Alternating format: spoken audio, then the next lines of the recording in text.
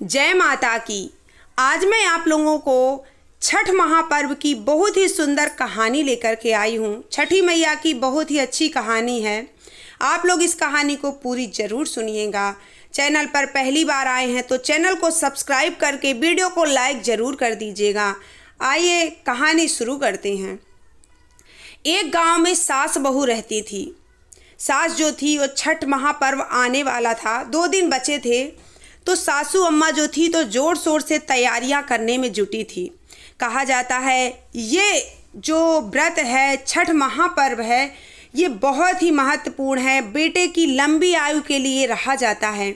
जिसको बच्चे नहीं होते, माता रानी की कृपा से उसकी गोद हरी भरी होती है। ये बहुत ही अच्छा व्रत है और 3 दिन का व्रत होता है। नहाए खाए खरना और फिर से व्रत होता है। इसके बाद कम से कम 3 से 4 दिन तक व्रत रहा जाता है। अच्छे से नियम पूर्वक व्रत करो तो माता रानी खुश जरूर होती हैं। तो उनकी जो सासू अम्मा थी वो छठी मैया के व्रत की बड़ी ज़ोरों शोरों से तैयारियां कर रही थी।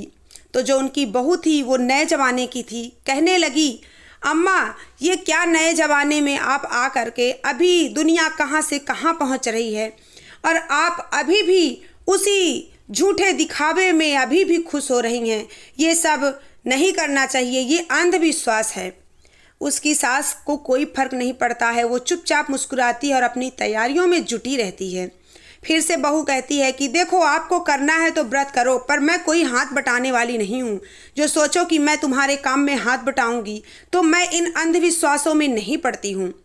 सास ने कहा कि बेटा ये छठ महापर्व है, इसमें अगर कोई व्रत नहीं भी रहता है और माता रानी को सच्चे मन से अर्घ देता है, प्रार्थना करता है, तो माता रानी उसकी ज़रूर सुनती हैं। तुम व्रत मत रहो पर मेरे व्रत का उपहास तो मत उड़ाओ।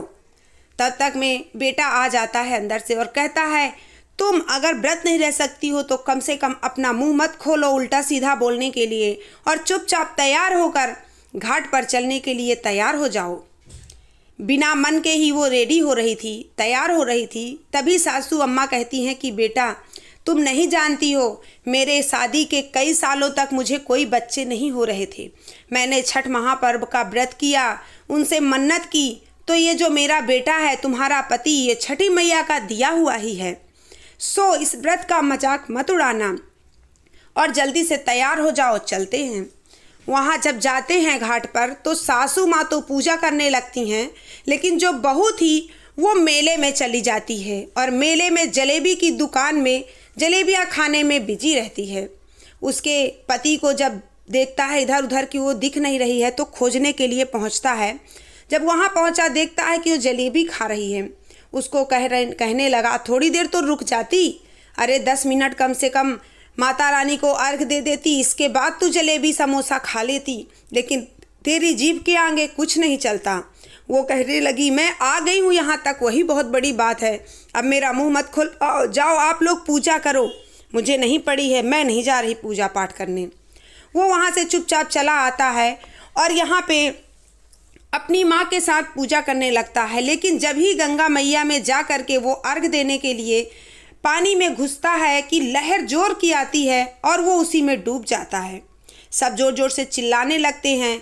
उसकी माँ भी रोने लगती है और कहती है कि ये क्या हो गया। जब वो जोर जोर से रोने लगी तभी उसके कान में आवाज़ गई बहू के, तो वो वहाँ से भागती हुई आई। जब देखा कि उसकी सास रो रही है, पूछने पर पता चला कि उसका पति ही डूब गया है। फिर वो रोने की जगह सासू माँ को फिर से ताने कसने लगी और कहने लगी, देखा कहा था ना कि कोई पूजा पाठ नहीं करो, अगर आप आज पूजा नहीं करती तो शायद आज मेरा पति मुझसे दूर नहीं जाता। मेरा पति देखो डूब गया है। अब अगर है तुम्हारे छठी मैया में शक्ति तो मेरे पति को निकालें बाहर। सासू जो थी वो रोने लगी और छठी मैया से प्रार्थना करने लगी कि हे माता रानी, आप आज मुझसे ऐसी क्या गलती हो गई जो आज आपने मेरी कोख सूनी कर दी। उसके बदले आप मुझे लपेटे में ले लेती, मुझे डुबो लेती तो बहुत अच्छी बात होती। मेरे बच्चे को क्यों डुबो दिया, क्यों मेरी गोद सूनी कर दी। माता रानी, आज के दिन तो कहते हैं पुत्र की लंबी आयु की कामना के लिए व्रत रहते हैं और मेरी आज के दिन ही गोद सूनी क्यों हो गई। माता रानी, मेरे विश्वास को हारने मत देना, मुझे मेरा बेटा वापस कर दो। और आंचल फैला के वही नदी के पास रोने लगी और कहने लगी, अगर मेरा बेटा नहीं आया तो मैं भी डूबकर मर जाऊंगी यहीं पे। जैसे ही पानी में घुसने को हुई, वहीं से जोर से लहर आई और उसका बेटा सीधा किनारे पे आके लग गया। सब जोर जोर से छठी मैया की जय जयकार करने लगे।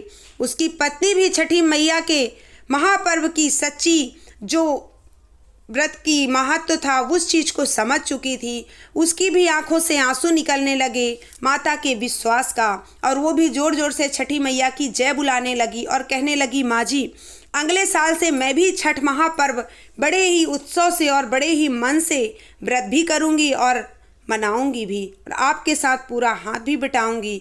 बोलो छठी मैया की जय हो।